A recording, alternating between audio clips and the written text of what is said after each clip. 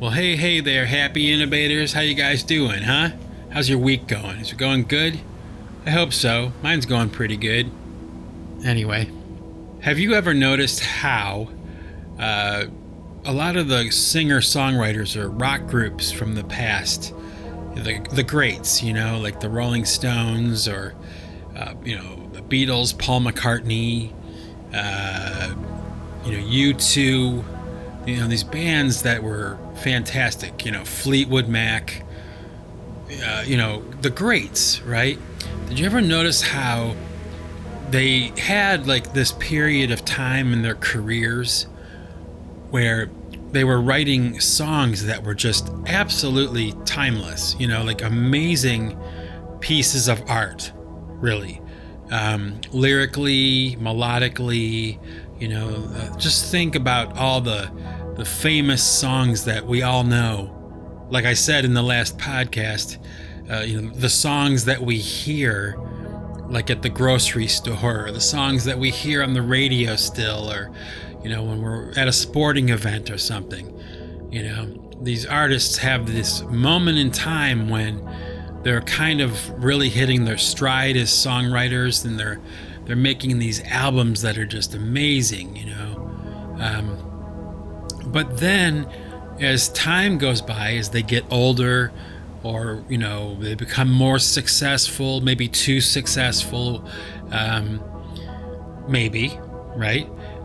They seemingly, at least to me, okay, it seems to me that they lose somehow the ability to continue to write great songs.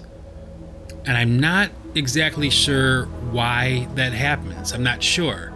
But it is something that I think about quite often. I'll hear a song by U2 from The Unforgettable Fire, or the Joshua Tree, or even like Achtung Baby, maybe all the way up to like the Pop album by U2.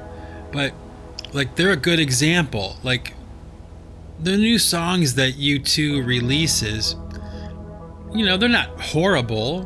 They're not fantastic and amazing either, though. And they're not, at least in my opinion, they don't seem to be,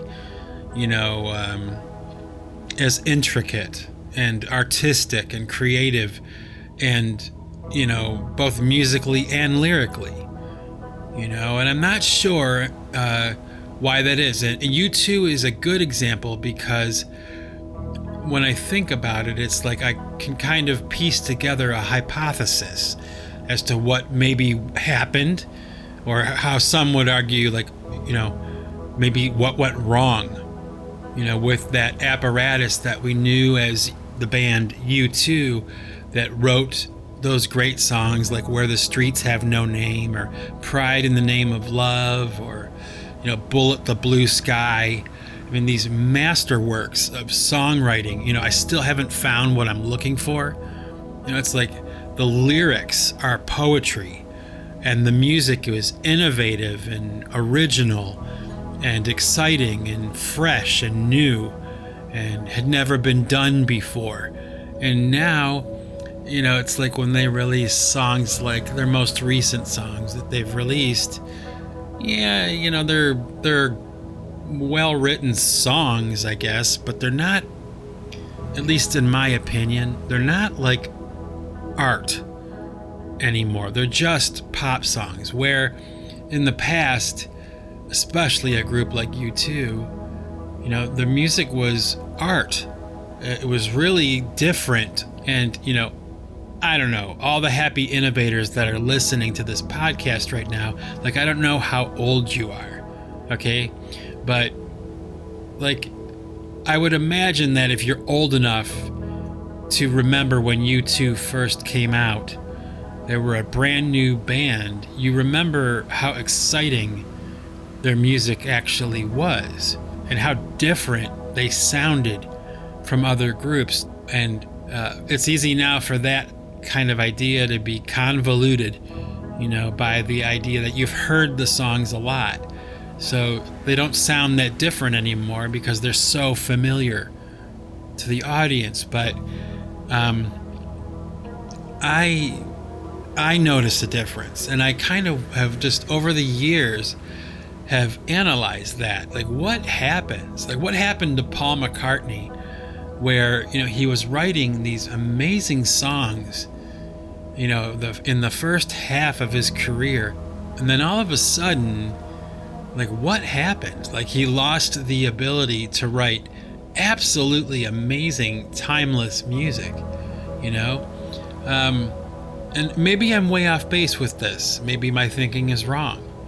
I don't know, but it's like I hear what I hear, and maybe you agree with me, right? Like, these groups that have written kind of like the music of our lives, something happens in their career or in their life or whatever, where they lose the ability to make timeless and amazing songs. They'll still be able to sell out the stadiums that they've sold out. They'll still draw as many people. They'll still sell a lot of records or with whatever they release. Okay, that won't change because their back catalog has secured that kind of future for them, right? But let's face it, like the last Rolling Stones album, do you even know what the name of it was? Do you even know a song off the album? And are we hearing any of that album anywhere right now? No. If you want to hear it, you have to hunt it down and find it. But I guarantee you right now, as I'm talking, somewhere in the world at all times, 24 hours a day, there is somebody somewhere listening to Jumping Jack Flash. I mean, it's happening. Or they're listening to Gimme Shelter, or Satisfaction. Forever and ever, those songs will be being played somewhere, 24/7, all over the world, constantly being played, right? So now the next question is, what does happen? What makes it?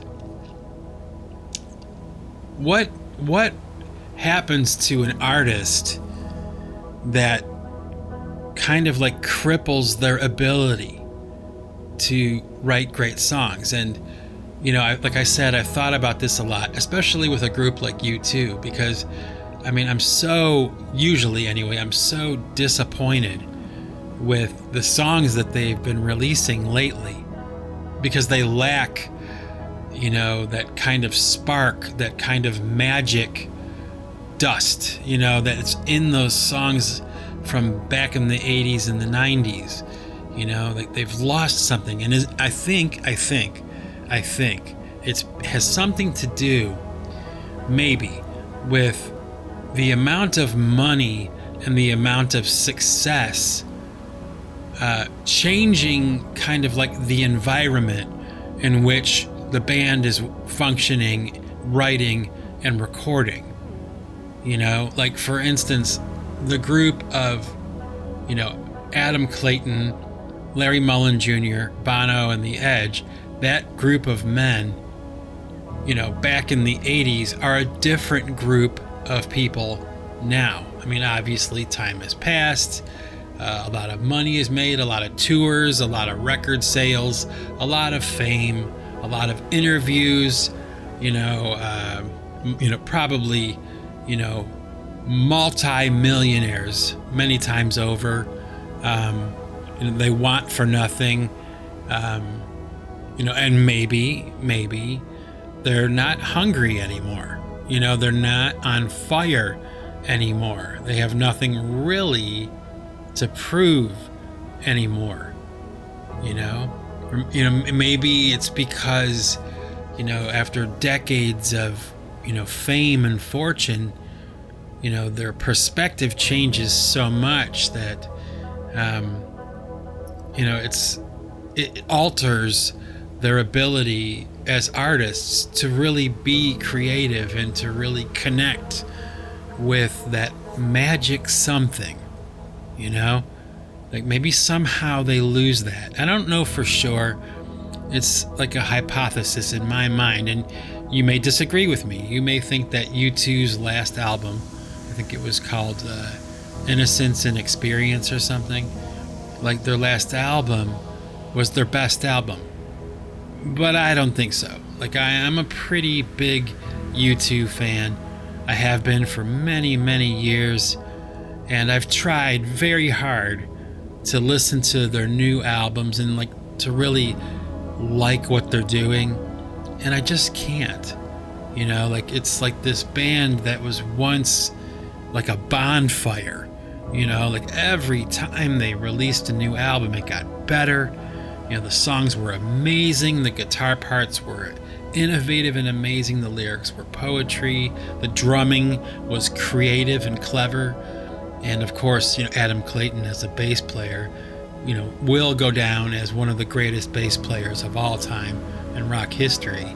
But for some reason, I don't know, they seem to have lost that spark. Now, I'm not just picking on U2. I'm just citing them as an example. But there are other groups that are like that. You know, they lose their magic somehow. And you also notice too, maybe you don't, but I do. I notice that a lot of the times you'll have a band that does really well. They're really successful, like Guns N' Roses. Okay, like huge. You know, Appetite for Destruction.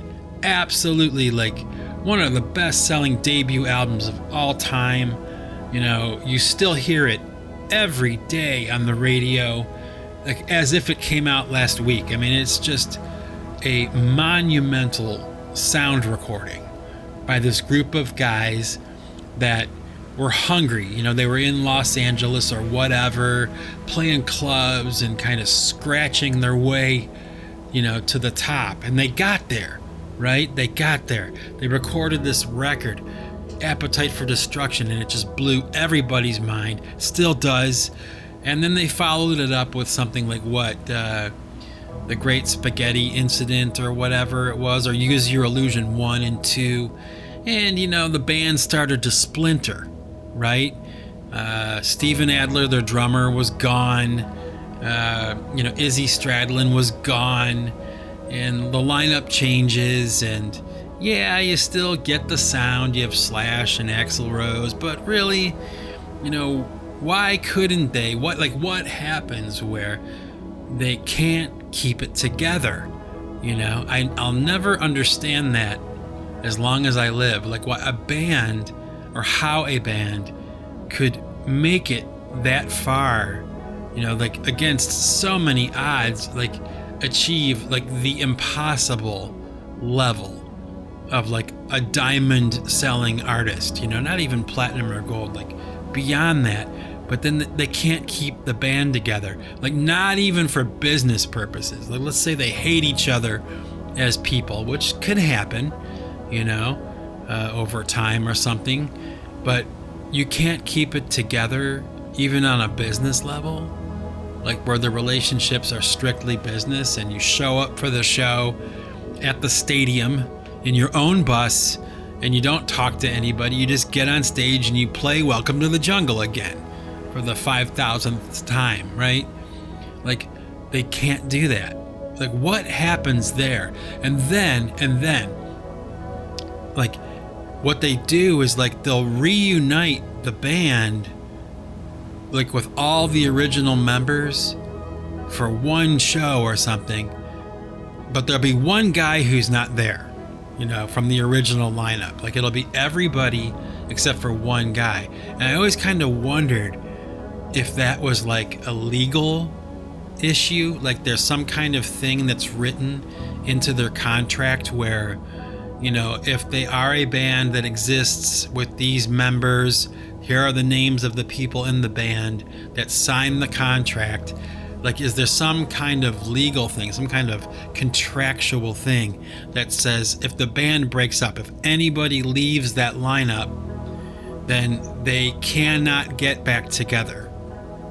Like there must be, right, some kind of legal ramification for reuniting all of the original members. Now, that's not the case all the time, because you have an example like with that group, The Police, where, you know, they had broken up for a very long time, for a couple decades or whatever. And then they decided to get all 3 original members back and do one final farewell tour, right? Brilliant idea and long overdue. And they were one of the only groups I can think of that was really able to pull that off. And, kudos to them, right?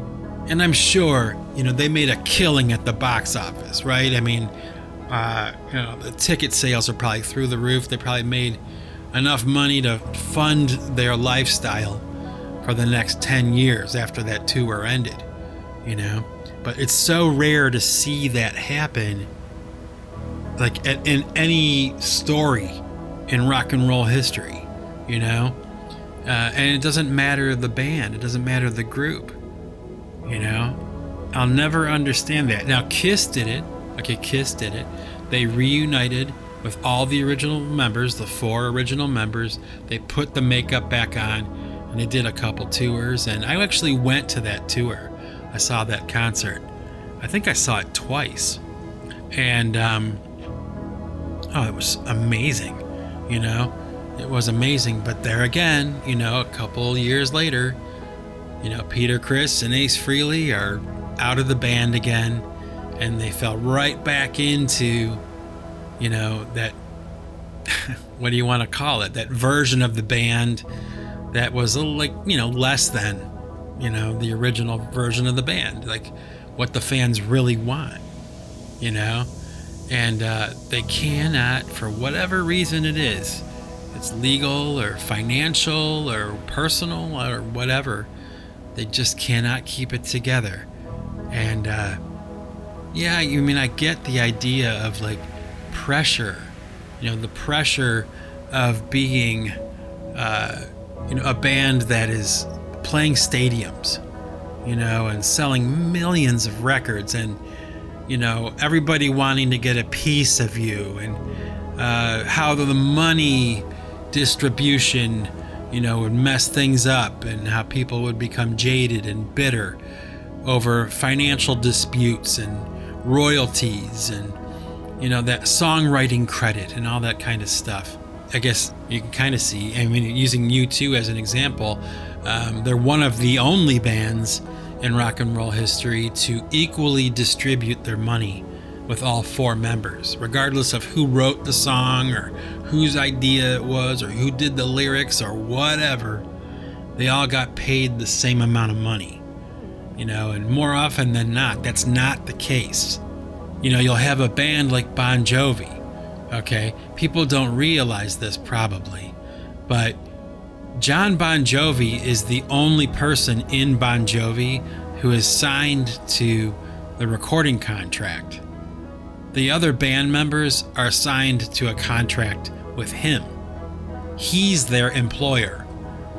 Most people probably don't realize that. Okay, now that obviously at this point it's been proven to have worked for Bon Jovi, right? They're still together with the exception of their bass player, Alec John Such, who was booted out or whatever a couple decades ago now, right after they were at their peak, and so he's not there anymore. It's not the entire original band.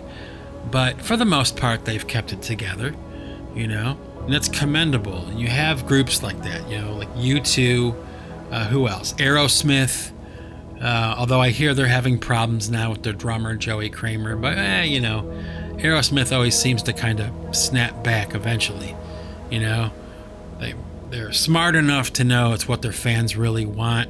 And they're also, serious enough about what they're doing to get past the whatever hurdles would keep them from being Aerosmith, the band, And so it's an interesting thing for me to think about. I spend a lot of time thinking about it, really, because as time goes by and you and I get older, things change, groups change, they come and go.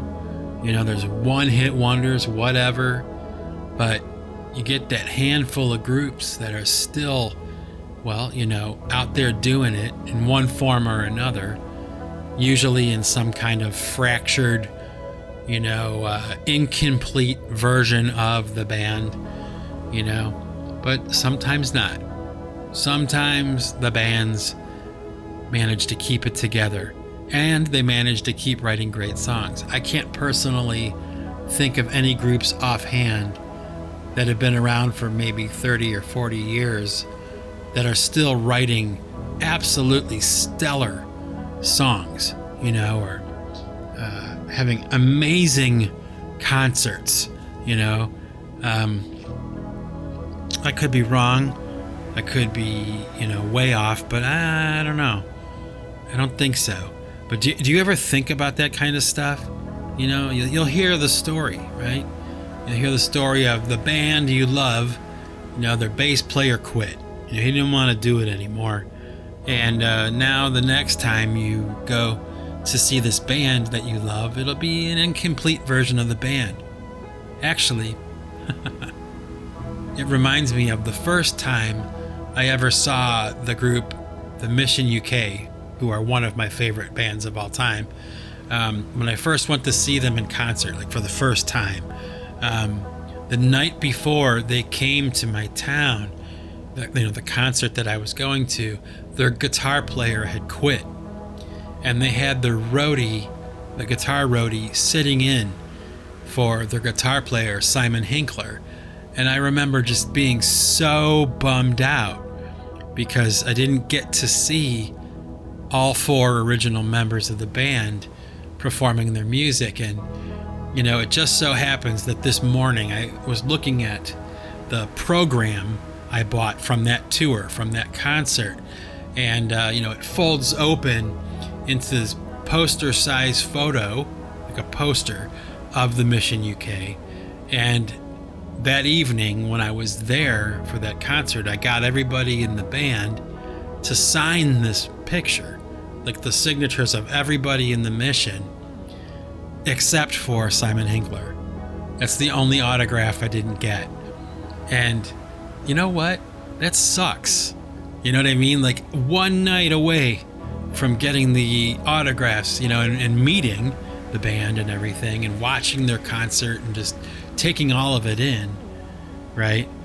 The night before they came to Cleveland, Simon Hinkler quit, and that was it. And never got to see that lineup. Something that I regret, something that bums me out, and something that really sucks, Like, yeah, I'll never forget it.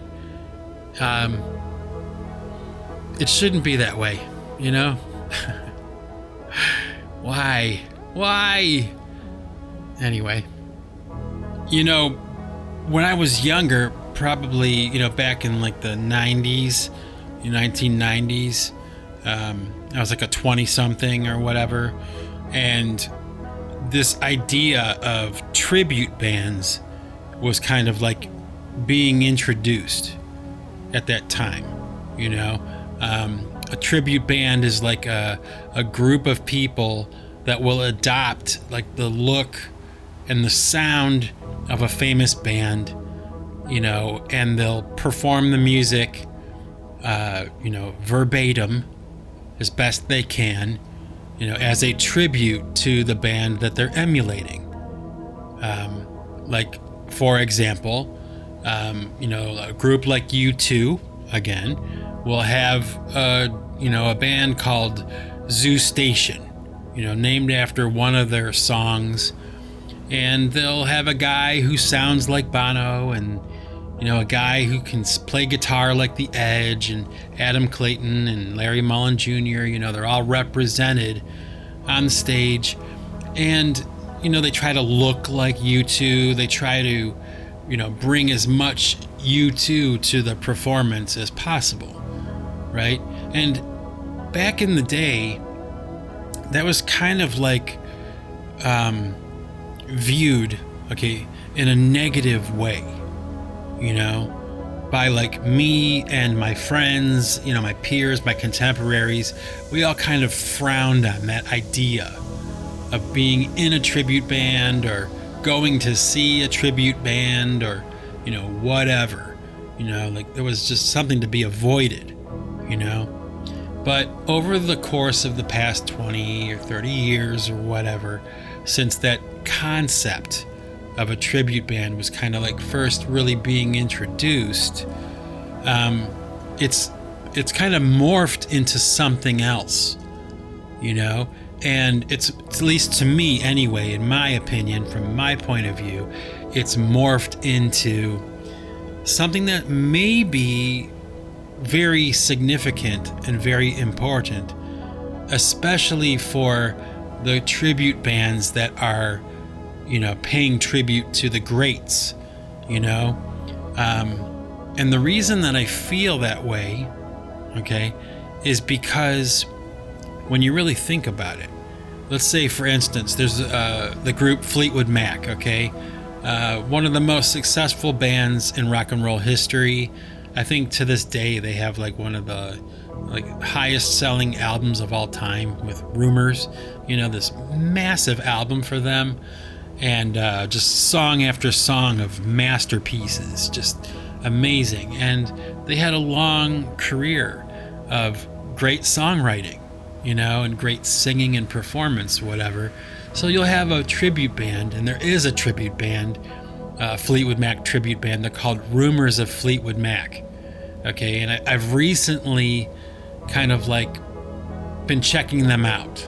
All right, I found them, and I've been watching it, and watching their videos, their concert videos, because they're filmed and recorded very well, professionally. And they're a tribute band, they try to emulate Fleetwood Mac. But what's weird is they sound fantastic, And in the case of this group in particular, the Rumors of Fleetwood Mac, in my opinion, they actually sound better than Fleetwood Mac. As if that were possible, But think about that. It's like, for this generation of young people that are not going to be able to see Fleetwood Mac in concert, it's not going to happen. The band broke up, and they have splintered into this, once again, some other version of the band with, major players missing and replaced by some other stand-in, some other, backing musician that's filling the slot. But this group, Rumors of Fleetwood Mac, is a very good example of how a group of people can preserve the essence of Fleetwood Mac. Because, when you really think about it, the songs by Fleetwood Mac, we're using them as an example, only as an example. There's many, many other groups that I could, drop in here, but we'll use Fleetwood Mac for this purpose. They, let's say they get older, they're not able to sing and perform the way they used to, back in the 70s and the 80s, and we're talking 30, 40 years ago. Now they're older, their bodies have changed, their voices have changed, their ability to play, they have arthritis now, a whole host of things that could change. And so you have this younger group of people that are kind of picking up the mantle of a group like Fleetwood Mac, and they're playing those songs that really, when you think about it, have transcended even the people that have written the songs. Like that song Sarah by Fleetwood Mac is bigger than Fleetwood Mac. It's bigger than Stevie Nicks or Mick Fleetwood or Christine McVie, or it's bigger than them even. The song will live long after the members of Fleetwood Mac are no longer here. So in a way, doesn't it become, in some strange way, important to have a group of people that have adopted the mantle of Fleetwood Mac, and they are performing these songs live in a live setting for people to enjoy, an evening out to hear those songs, being played live, coming through a PA system in an arena and loud and, with the audience and, the whole feeling and tribal aspect that comes along with, playing a live concert or being at a live performance, watching that happen. It's so interesting to me. It's like, it becomes like it becomes in a way like a time capsule, like a way of continuing that experience long after the original members are no longer included or involved in the concert or in the process or in the project. They're not even here anymore, but their songs live on, the music lives on vicariously through these younger people that were so taken with their music that they decided to honor it and pay tribute to it by mimicking it, repeating it, performing it verbatim as best they can, right? Think about that. Like a group like Kiss, especially Kiss, because they wear makeup, right? So their faces are covered. The whole Kiss experience now, like at this point, 40 years later, after they first kind of hit the scene, has become bigger than even the band members themselves. It's more than those people. It becomes more than the sum of its parts. And, it would make sense, right? It would be probably very interesting and cool to see, a group of younger people, adopt the mantle of Kiss, take on the makeup and the costumes and the show and the, what I'm saying? Like the songs, the performances, all of it, take it all and reproduce it for you, 20, 30, 40 years after Gene Simmons, Paul Stanley, Peter Criss, and Ace Frehley are no longer even alive. They're not even here anymore. Wouldn't it be an interesting idea, to be able to still go and get somewhere that Kiss live experience? Because, especially with a group like Kiss, let me tell you, and I know firsthand, there is nothing on the level of a Kiss concert.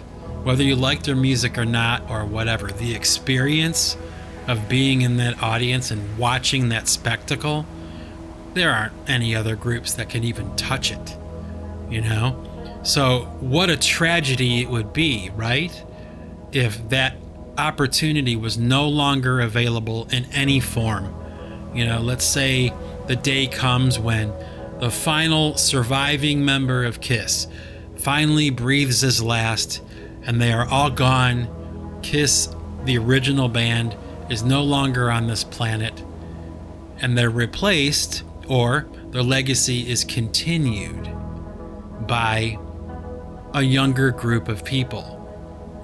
How many generations, think about this, how many generations out can something like that go? Let's say, for instance, the original members die, a tribute band continues the legacy, they get old, they die, and then another younger set of people, a younger group of people adopt that Kiss mantle and continue that performance verbatim, the way Kiss did it, right? Think about it. How far out can that go? You know what I mean? Like, are we going to be able to watch in some form, a Kiss concert, like, forever? Is that possible? I mean, it is actually possible. It could be. And I think that that's kind of what I'm talking about here, is like what was once kind of looked down on by like me, okay, in my world, my opinion, something I frowned on, This idea of a tribute band, like, oh, please, that you've got to be kidding. How pathetic, well, time passes and your perspective changes, and here I am kind of scratching my head a little bit thinking, there might be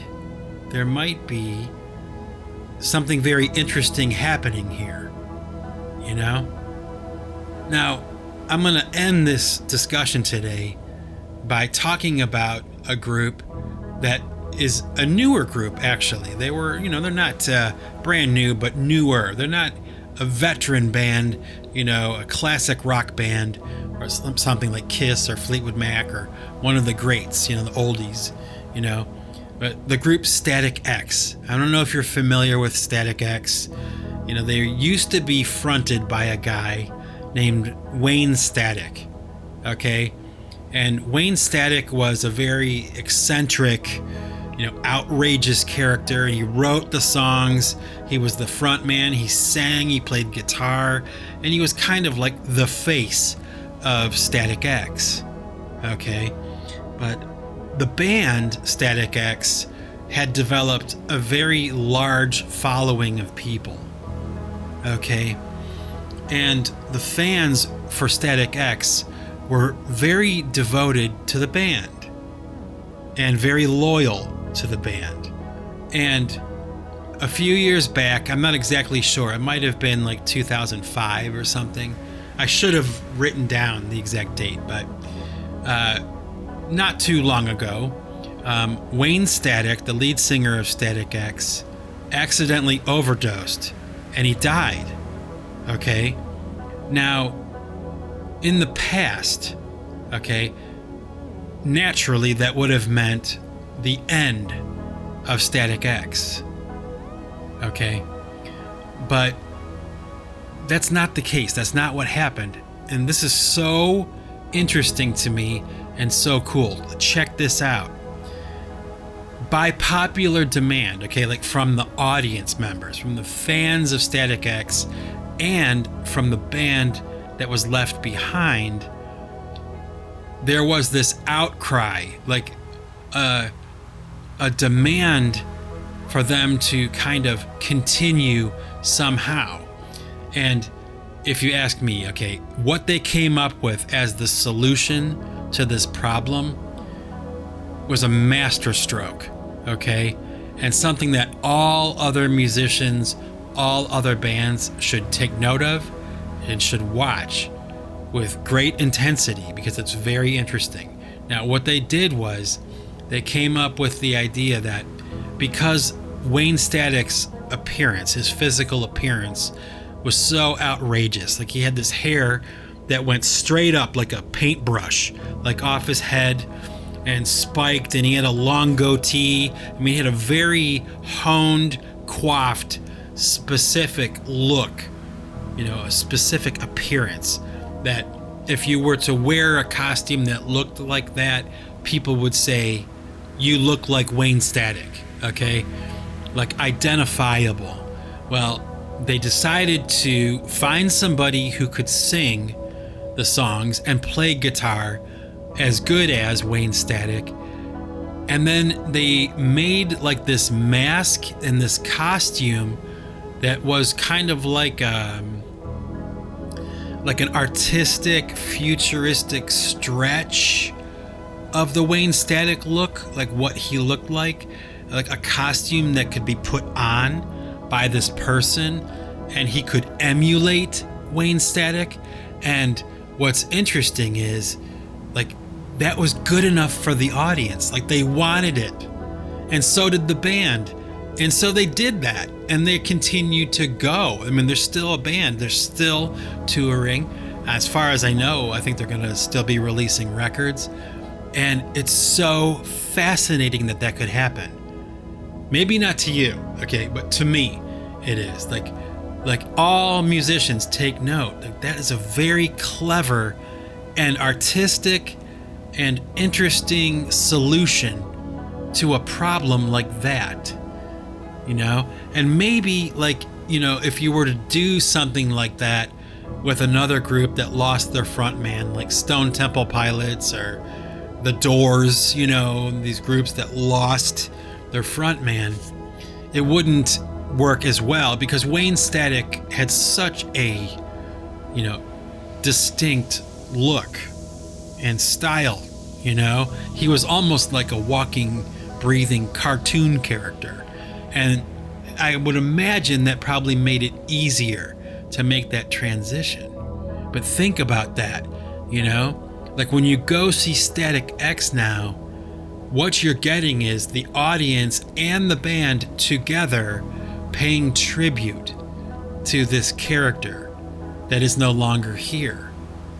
Isn't that interesting and fascinating? And very clever and very creative,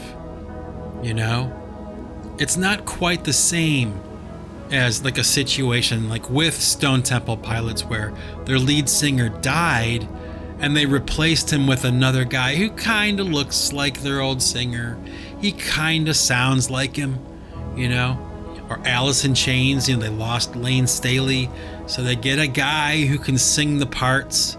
Doesn't look anything like Lane Staley, by the way, but he can sing the parts, and like that's good enough for the audience. Like they can still go and hear, We Die Young, and they can still go and hear Wood and, Rooster, all the songs they like by Alice in Chains. They could still go and hear them live, still get that live experience, but it's not quite the same. It's not. I mean, it can get close and it can be enjoyable, whatever, but it's not quite the same. But in the case of Static X, go check them out. See what I mean? It's fascinating. It's maybe, in my opinion, the beginning of a new idea that we'll see maybe in the future repeated over and over again with different groups.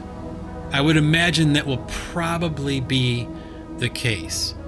Like a version of a tribute to the original member that died, but done out of tribute by the band and the audience together. The people who came together around that music and enjoyed it enough to demand that it not end, even though the frontman, main songwriter, is no longer in the band, no longer alive even. Think about it. Pretty cool, pretty amazing, and it's a reality in the world that we live in. So check it out. See if you agree with me or not. And with that, my happy innovators, I'm going to let you go right now. I have a lot of work to do. I'm a little bit tired today, actually. So until next time, remember, folks, if you want to keep what you've got to give it away. Take it easy, everybody.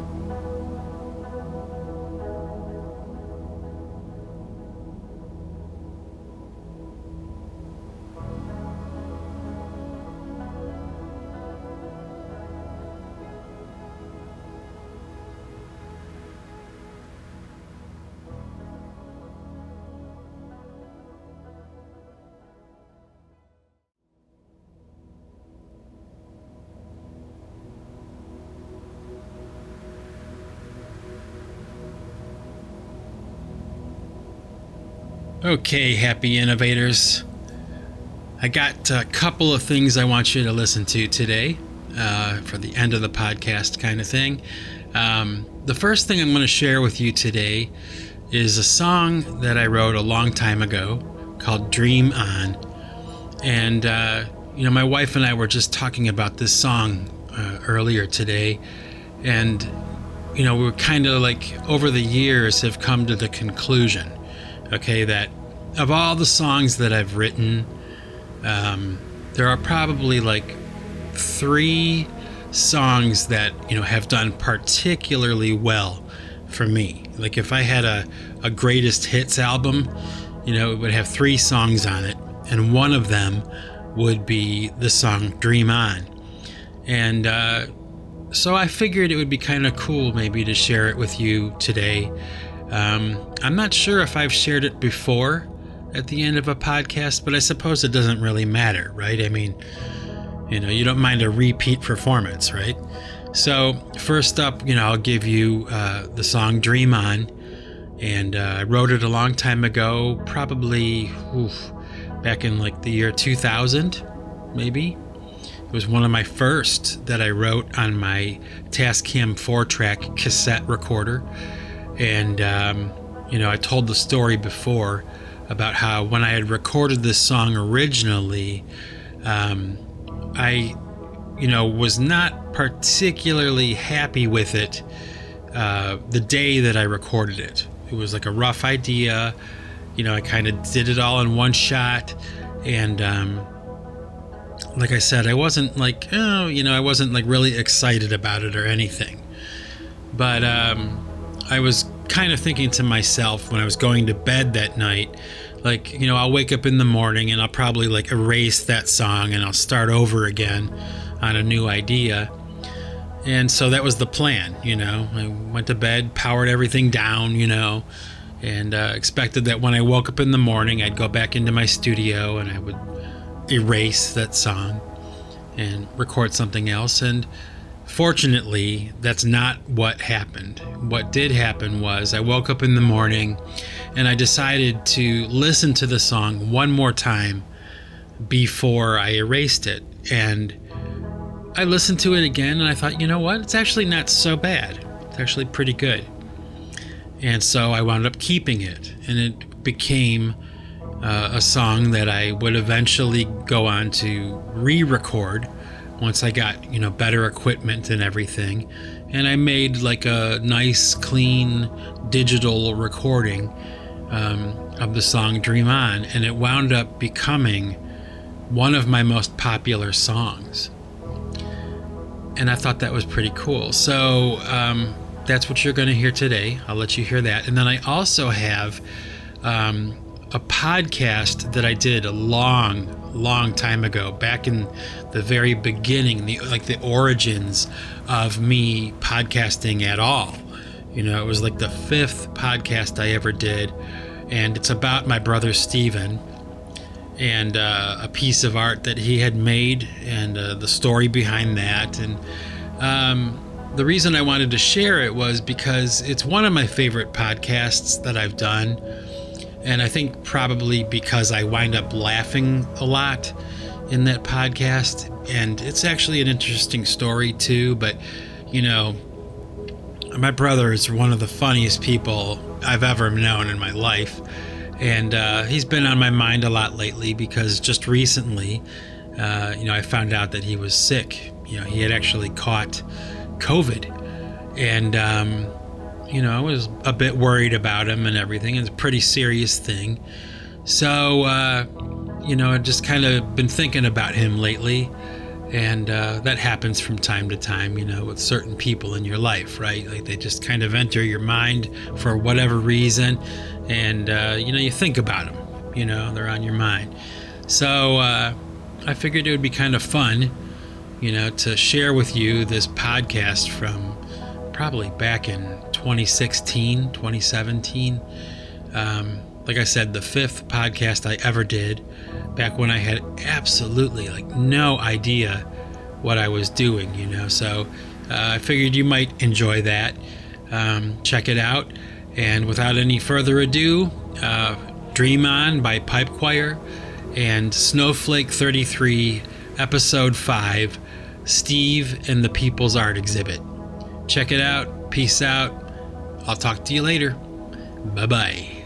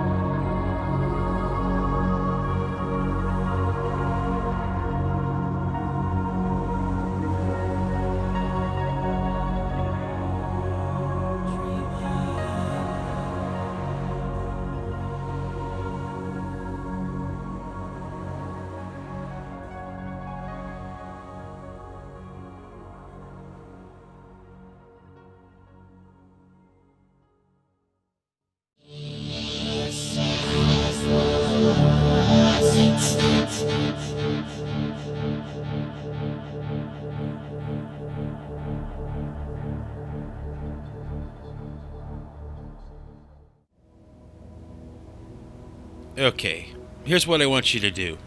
If you're listening to this, do me a favor. Just close your eyes for a moment and think of the funniest person in your life who makes you laugh harder than anyone else does. Got it? Are you laughing yet? Good.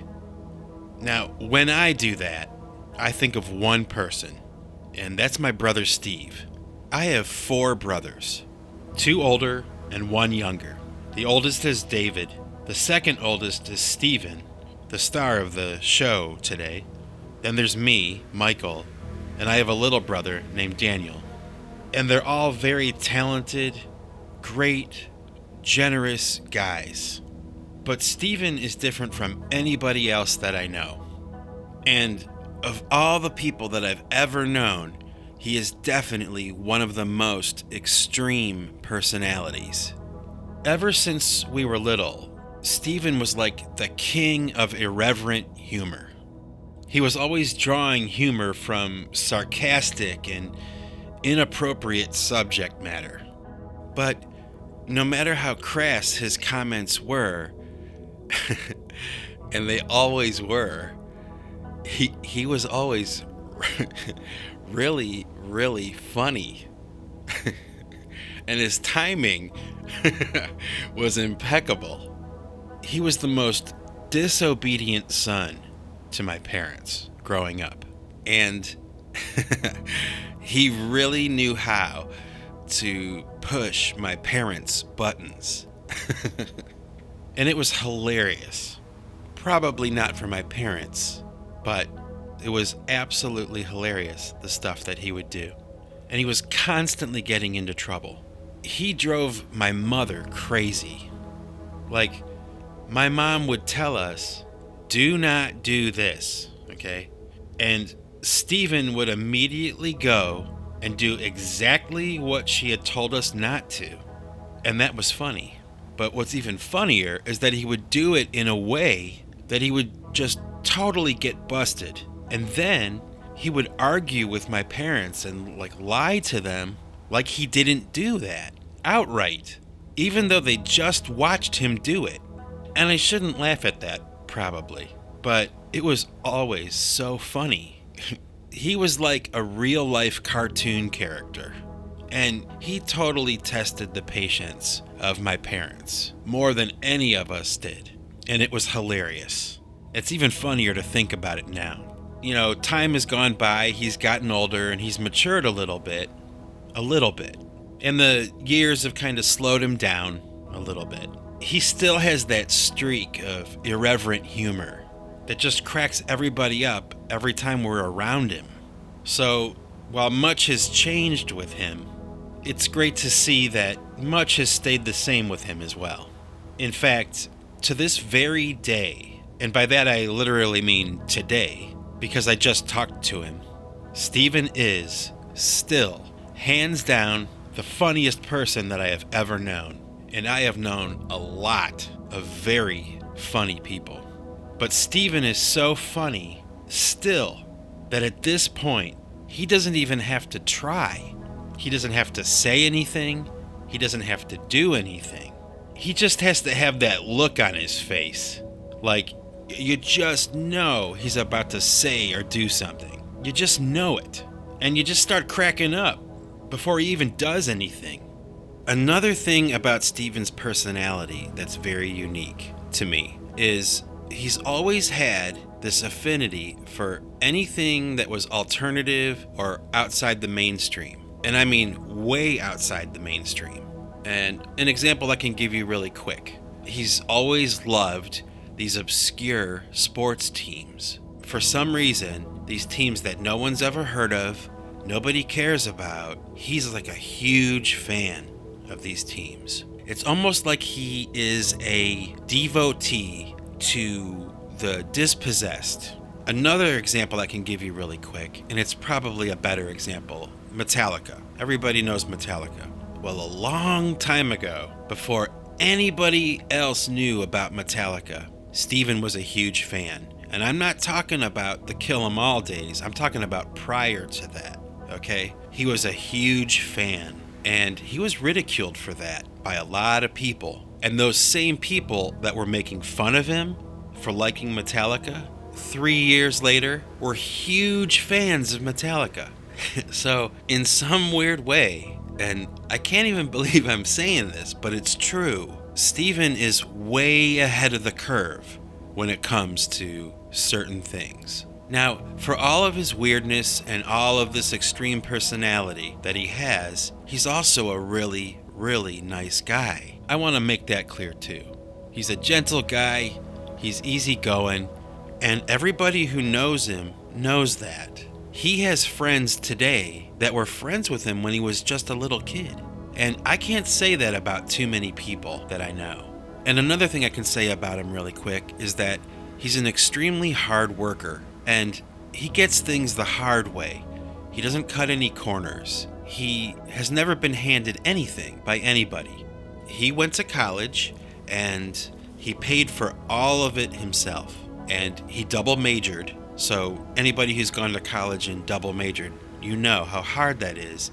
Well, while he did that, he worked full-time, and he worked a second job. He paid for all of his college himself, and he graduated from college with really good grades, and he went on to start his own business. And these are things that I've always kind of paid attention to. When Steven walks into a room, the room gets happier. He's that kind of personality. His will is good, and his spirit is good. But he's just got this streak of irreverent humor that is always there, and it's always really, really funny.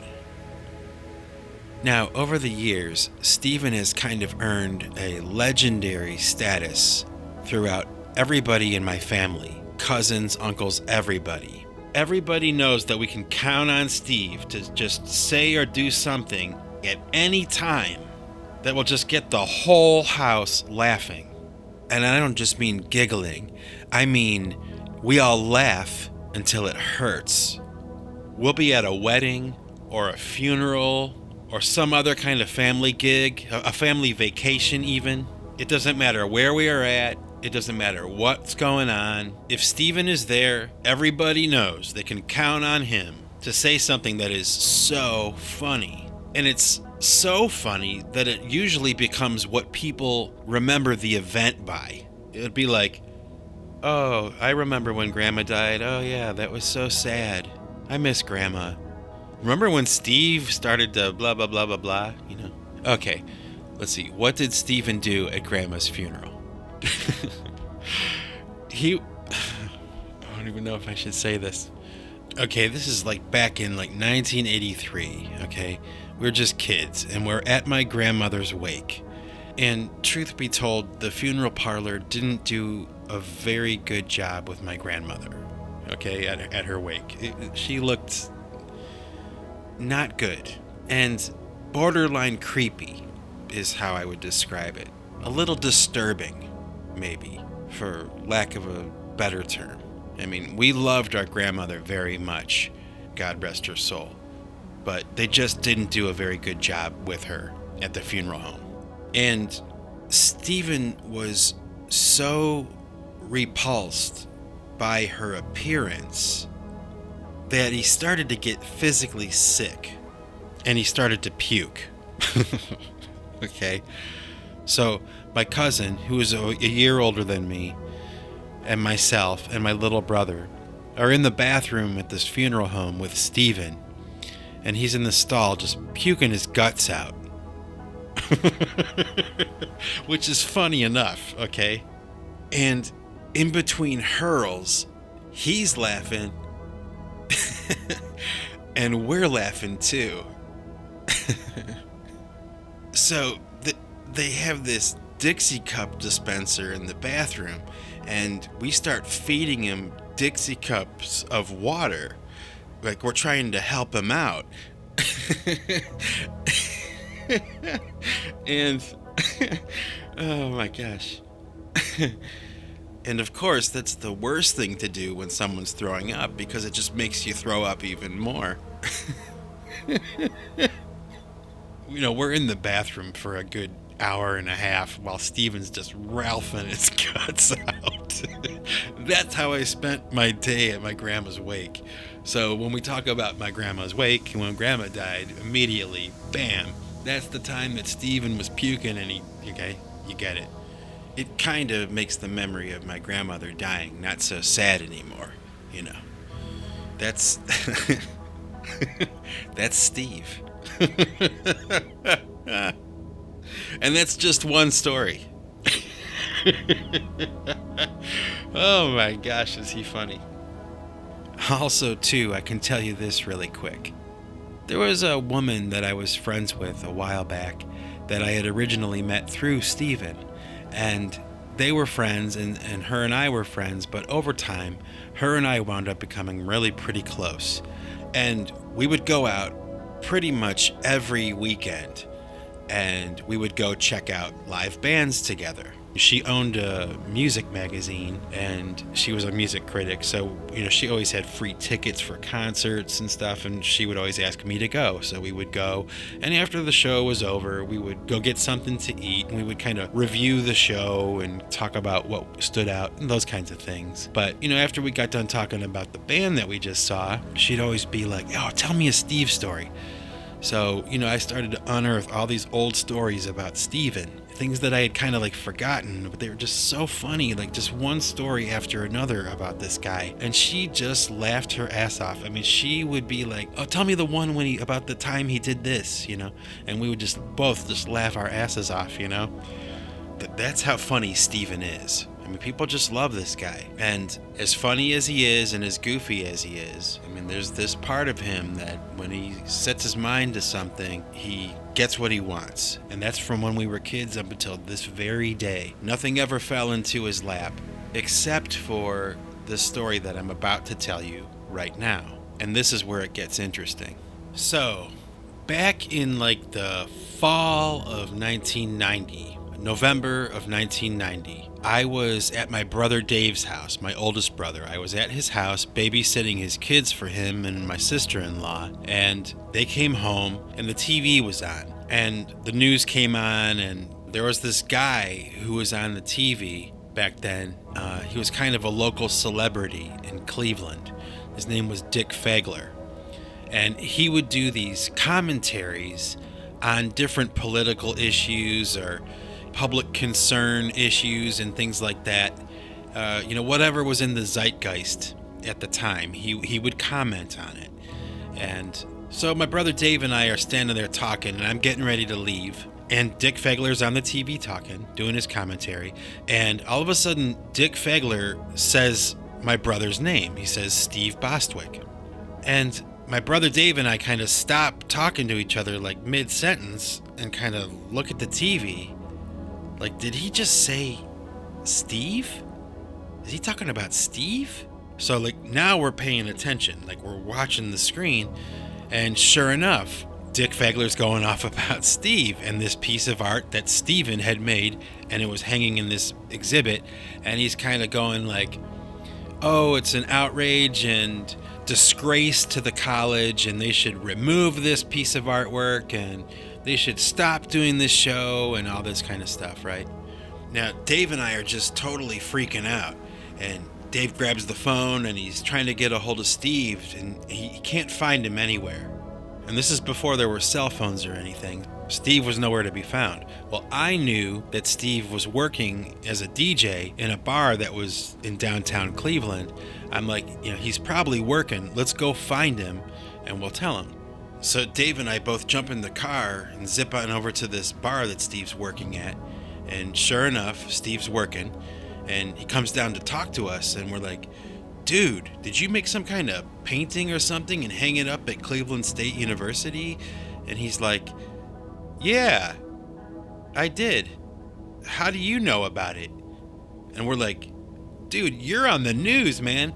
Dick Fagler's doing a commentary about you and how your artwork is an outrage and everything." And Steve just kind of went pale, and his knees buckled, And he sat down on the stage that he was working on, and he just couldn't wrap his head around what we were telling him. Like, he had no idea until we showed up and told him that he was on the news and that there was something happening around this piece of artwork that he had made. Now, it's worth mentioning right here that nobody from Cleveland State University, not a single person, called my brother to warn him that this piece of artwork that he had made was stirring up such a media frenzy. Like, nobody called to give him a warning or a heads up or anything like that. Just saying.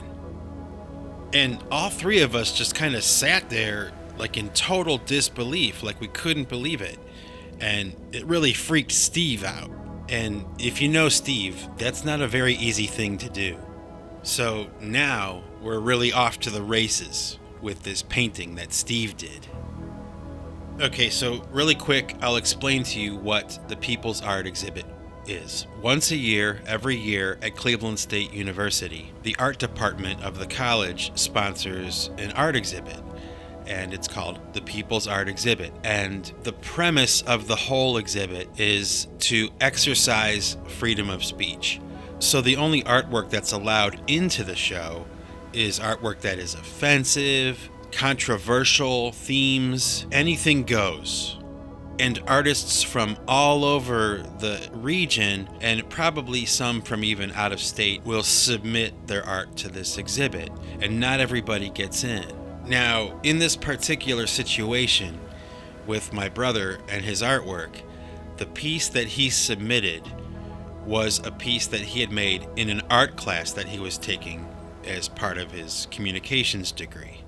And he had made this piece in his classroom, and his professor had taken notice of it. And he suggested to my brother that he submit this piece of artwork to the People's Art Exhibit. And so my brother did exactly that. He submitted the piece to the exhibit, and that was it. He didn't really think anything else of it. So it's worth noting that his original intention when he first made the piece of art was not for it to be in this exhibit. It was his professor that suggested he put it in there. Just saying. So my brother has submitted this art to this exhibit, and wow. I mean, he just got so much more than he bargained for. And the news of this spread almost immediately nationwide. The Associated Press picked up the story, and it was coast to coast. It might have even been international. I'm not sure. But it was a pretty big controversy in the art world at that time. And it was all swirling around my brother. And now he was being compared to like Robert Mapplethorpe. My brother Steve was being compared to Robert Mapplethorpe. So if that puts it into perspective for you, I mean, and you also have to kind of consider, at least for a moment, that out of all of the artists that submitted pieces to this show, my brother makes the piece that's so controversial that it makes the national wire. So just think about that for a minute. All these other artists, probably 200 artists, maybe more, from all over the place, submitting the most controversial work that they can muster up. And my brother unwittingly makes a piece that's so controversial that it makes the national wire. Amazing. Absolutely amazing. That's the upside to the story. But the reality and the downside to the story is this. Throughout this whole period, when this whole situation is going on, my brother Dave and I are kind of like his bodyguards, okay? We're kind of watching his back for him, okay? And there were reporters everywhere. It was insanity. And he was getting death threats. He was getting lawsuit threats. The college was threatening to remove him from the college if he didn't take it down. So my oldest brother and I were, in essence, kind of living it out vicariously through my brother. We were on the ground with him the whole time. And The next thing that I can remember is that one day we were at the gallery and these reporters showed up and they interviewed my brother Steve, my brother David, my girlfriend at the time, and they interviewed me. And I was really just trying to do my best to defend my brother and his position, even though I almost totally disagreed with him. I didn't like the piece of artwork. It wasn't even something that I thought was good on a technical level. And I was just trying my best in a very lunk-headed 21-year-old intellect kind of way to defend my brother. I wasn't going to throw my brother under the bus. I mean, I just wasn't going to do it. And I remember going home that night and watching myself on the news and just like, damn, not good. Not good. And that was really weird. A weird experience because the media people were not objective. And they were like animals. Just no respect or concern or anything like that. And my brother Steve was really overwhelmed. And truth be told, I think he was scared because it was really a lot bigger than he imagined it would be. And he really had a tiger by the tail. It wasn't fun.